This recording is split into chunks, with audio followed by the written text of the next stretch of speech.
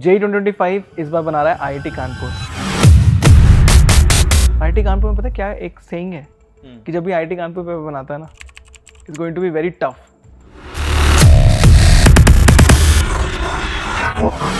नहीं, पहले अपन एक बार क्लियर करते हैं। जेई एडवांस 2025 का पेपर बनाएगा आईआईटी कानपुर। मेंस का पेपर तो वही अपना एनटीए ही है। अभी कहाँ, अभी कोई गारंटी नहीं है ना। अच्छा, एक और चीज़ सर ऐड करूंगा। अभी केस भी तो चल रहे हैं कि जितने भी लोग अभी तक इतने रिलैक्स्ड होके बैठे हुए हैं कि सिलेबस बहुत कम है, जेई 2024 में भी सिलेबस काफ़ी कम हुआ था। इस बार पॉसिबिलिटी है कि सर फिर से रिफ्रेश किया जाए, और हो सकता है कि इस बार कुछ बहुत हाई पॉसिबिलिटी है कि इस बार शायद ऐसा हो सकता है कि रिफ्रेश कर दें और सिलेबस शायद इंक्रीज हो सकता है। बट स्टिल मतलब एज अ ऑर्गेनाइजिंग कमेटी और ये सब की बात कर लेते हैं तो कॉन्सेप्ट समझ लेते हैं कि टफ कैसे हो सकता है। मतलब जेई का मेंस का पेपर हो या एडवांस हो, मेंस तो चलो फिर भी वैसे ही रहता है ऑलमोस्ट, पर एडवांस की बात करें टफ हो सकता है। और मेंस में भी थोड़ी वेरिएशन तो आ ही सकती है क्योंकि कई टाइम से एकदम सिंपल ही आ रहा है। स्पेशली अगर फिजिक्स की बात करें तो कहीं ना कहीं मुझे लगता है कि इस बार फिजिक्स थोड़ा सा डीप जा सकता है।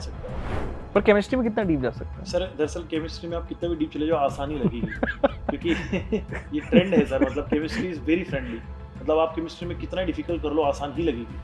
केमिस्ट्री एक ऐसा सब्जेक्ट लगता है मुझे, क्योंकि सिंस मैंने भी आईआईटी का एग्जाम भी दिया है और इस पेपर को बहुत सालों से मैं एनालिसिस कर रहा हूँ। केमिस्ट्री का कोई वो है, मतलब तेरे को कोई पैरामीटर है कि मतलब किस तरह से पढ़ना है? शॉर्ट में बता, एक दो टिप्स। एक बेस्ट टेक्निक बता रहा हूँ सर, एकदम बेस्टेस्ट टेक्निक है।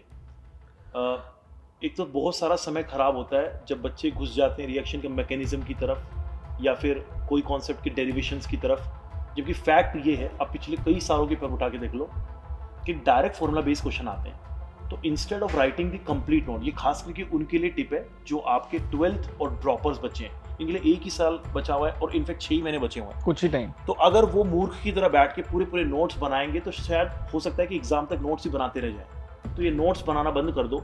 तुम्हारे नोट्स से बेहतर नोट्स हम लोग आपको प्रोवाइड करवाते हैं। जो जीनियस में यार, जीनियस में कितना अच्छा नोट्स आ रहे हैं। आप आओ वन शॉट में जीनियस में पूरा कवर करो एक साथ, और उसका आप शॉर्ट नोट बना लो।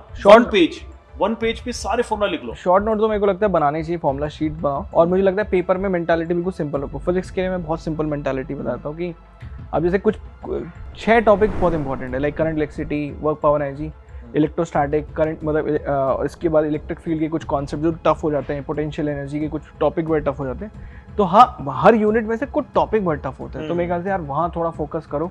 जीनियस चलता ही है, वहाँ पर अच्छे से आके पढ़ो, जितने क्वेश्चन हो सकते हैं मैक्सिमम क्वेश्चन लगाओ, बिकॉज एक क्वेश्चन करने की ये ट्रिक होती है यार, मतलब ability you need to produce.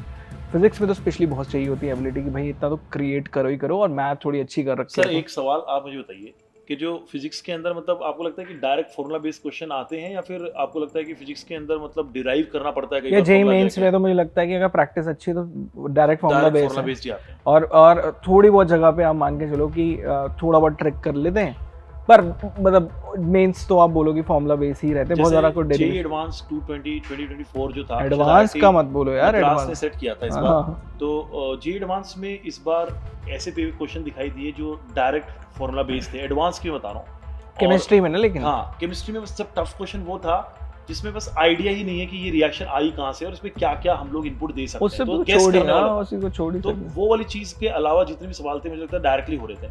लेकिन यही पेपर 2023 का उठा लूँ तो 23 के पेपर शायद कानपुर ने सेट किया था। तो 23 के पेपर में जो था कुछ सवाल थर्मोडायनेमिक्स के, इलेक्ट्रोकेमिस्ट्री के ऐसे थे जो आपको डिराइव करने पड़ रहे थे। मतलब आपके पास में डायरेक्ट फॉर्मूला है नहीं। तो सर एडवांस में हुआ ना फिजिक्स में, मतलब ऐसा हुआ ही नहीं कि 11th और 12th मिक्स ही नहीं हुई थी।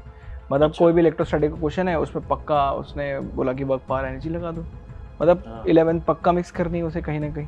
मतलब कोई भी क्वेश्चन स्ट्रेट फॉरवर्ड नहीं था। और मैथ तो बहुत ही डिफिकल्ट, मतलब बहुत तगड़ी डेरिवेशन, आंसर निकालने में हालत खराब हो जाए लास्ट तक। मैथ्स तो हमेशा से ही सर टफ रही है, मतलब जितना मेरा मानना है, जैसे ओवरऑल परसेप्शन बता रहा हूँ। पर वहाँ तो मैथ्स में तो मैथ फिजिक्स केमिस्ट्री, हाँ मैथ में तो बैलेंस बना दो, बस एक बैलेंस बना के मार्क्स ले आओ, खत्म। तो मेंस के लिए भी मेरे को लगता है टिप बहुत सिंपल है यार। फिजिक्स पूरा उखाड़ सकते हो, पूरा खत्म कर सकते हो।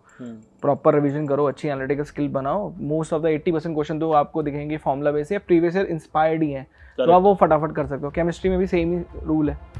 तो अगर ये आपने बैलेंस बना लिया तो is not going to be very toughest, but yes थोड़ा सा टफ तो होता है। मतलब अगले इस साल थोड़ा सा आपको तो ध्यान देना पड़ेगा, because obviously there is a controversy भी चल रही है, तो शायद कुछ चेंजेस भी हो जाए। अभी क्या चेंज होगा वो भी आया नहीं अपडेट, पर जब भी अपडेट आएगा तो करेक्ट। बताते और हैं। वैसे भी सर मुझे याद है कि जो पिछली बार का अपडेट आया था, जो लास्ट टाइम जेईई मेन 2024 में जो चेंजेस अपडेटेड आए थे, वो नीट के अपडेट के बाद में आया था। हाँ। मतलब आप समझिए कि ये इनफैक्ट अक्टूबर या नवंबर के स्टार्ट हाँ, का ऐसे ही कुछ आया था अक्टूबर मतलब एंड आप में। महीने 2 महीने पहले आपको मतलब ऐसे शॉक दिया गया था।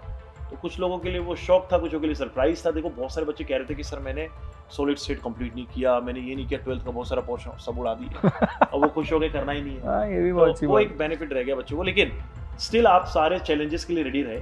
और सिंस ये एग्जाम ऐसा नहीं कि स्पेसिफिकली कोई आप ही के जर्नल के लिए हो रहा है, सारे बच्चे जब एग्जाम दे रहे होंगे तो अब हर किसी के लिए वो सेम ही रूल अप्लाई होते हैं। तो आप लोग हर एक चीज के लिए फ्लेक्सिबल बने।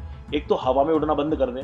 हवा में उड़ने असर ऐसे होता है कि जनरली क्या होता है, जब बच्चा पढ़ने के लिए जाता है, केमिस्ट्री स्पेशली, बहुत सारे पॉइंट उसको लगता है कि यार ये 9वीं 10वीं में कर चुके हैं, अरे यार ये तो हो जाएगा। और जैसे ही क्वेश्चन आते हैं मोल कंसेप्ट के, फिर उनके पसीने छूटने लग जाते हैं। तो शुरू में बहुत इंजॉय करते हैं, अरे मैटर क्या ही है, अरे सर मोल कंसेप्ट क्या ही है, अरे सर क्वेश्चन क्या है समझ ही नहीं आ रहा। तो ऐसी चीजों से भैया बचो। हमेशा हर चीज के बेसिक से शुरुआत करो। देखो मार्क्स सब इक्वल हाँ। मिलते हैं भाई, सबको इक्वल रिस्पेक्ट करो। सारे सब्जेक्ट इंपॉर्टेंट है, सारे टॉपिक इंपॉर्टेंट है। बहुत अच्छी बात सर आपने बताई है। ये चीज सब लोगों को लगनी चाहिए। दिल ये नहीं कि जीतने फिल्मी दुनिया से बाहर आ जाओ। ये नहीं कि मैंने तो सर वो कौन सा वो एक टीवी शो चल रहा है ना, कोटा फैक्ट्री टाइप से, तो बच्चे मतलब ये कह रहे हैं कि उसमें देखा सर, अरे यार सर की केमिस्ट्री बड़ी लॉजिकल है, ये वो है। सिंपल सी बात ये है कि भाई आप अपना फायदा देखो, +4 में बिलीव रखो, -1 में नहीं, है ना। अगेंस्ट द कॉन्सेप्ट मत जाओ। जो चीज़ जितनी तरीके से बताई जा रही है वैसे करो। जहाँ लगता है रटना है रट रहे हो, जहाँ लगता है कि लर्न करना है लर्न करो, जहाँ पे लगता है कि आपको डीप डाइव करके कोई चीज़ को पुटअप करना है, डिराइव करना है, वहाँ पे डिराइव करो। तो सीधी सी बात है कि सर साम दाम दंड बेस सब लगाओ, एक ही एग्जाम है, सिलेक्शन एक ही गोल है, हर चीज़ करो बेटा। तो फाइनली इसे कंक्लूड करते हैं, खत्म करते हैं वीडियो को भाई। JEE 2025 can be tough, may not be, possibility बहुत ज़्यादा है। और अगर वो होता है तो वो सबके लिए होता है, रिलेटिव कंपटीशन है, कोई टेंशन लेने की बात नहीं है। तैयारी अच्छी रखोगे तो हो जाएगा, बस तैयारी सही रखो। All the best.